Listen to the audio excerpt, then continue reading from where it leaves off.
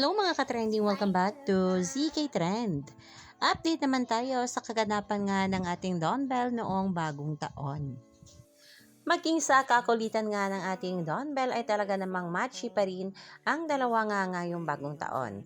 Makikita dito sa video na sinalubong nga ni na Donnie at Bell ang bagong taon ng kulitan at sayahan. At marami ring taga-suporta nga ni Bel Mariano ang natuwa dahil balik Pilipinas na nga itong ating Bel Mariano at sinalubong nga ang bagong taon sa kanilang bagong tahanan. At nagbahagi pa si Bel Mariano ng ilang mga larawan sa kanyang Instagram account at makikita dito na kasama nga niya ang kanyang mga alagang aso.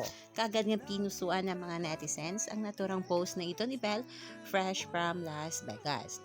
Habang si Donnie naman ay napapost nga sa kanyang Facebook account na sinabing Smile Love It's 2026 na maraming nagsasabi na patungkol umano ito kay Bel.